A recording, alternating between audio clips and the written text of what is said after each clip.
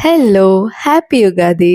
ఉగాది పండక్కి my all time favourite Ugadi పచ్చడి. ఇందులో చింతపండు, బెల్లం వాటర్‌లో వేసి కలిపి స్ట్రెయిన్ చేసుకొని, ఇలా మామిడికాయ ముక్కల్ని చిన్నగా కోసుకొని ఇందులో వేసుకొని, అలాగే మామిడికాయ పూలను కూడా వేసుకోవాలి. తెలంగాణలో ఉగాది పచ్చడి ఇలా లిక్విడ్ ఫామ్‌లో చేస్తారు.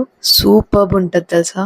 ఉగాది పచ్చడితో పాటు పులిహోర చేశాం. పులిహోర అంటే చింతపండు లేదా నిమ్మకాయ పులిహోర కాదు. మామిడికాయ పులిహోర.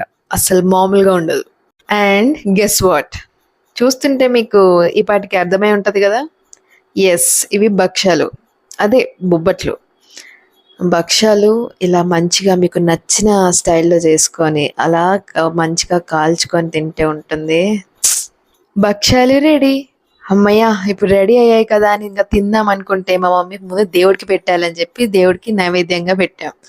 ఇలా పులిహోర, భక్షాలు, పచ్చడి అన్నీ దేవుడికి ముందుగా నైవేద్యంగా పెట్టి, ఆ తర్వాత ఫైనల్లీ నా ఫేవరెట్ ఉగాది పచ్చడి తాగాను.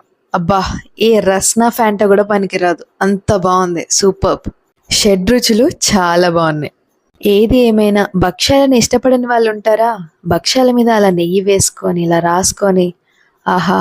అలా తింటుంటే మాటలు లేవు. మీకు తెలుసు గదా! సింప్లీ సూపర్బ్ అంతే.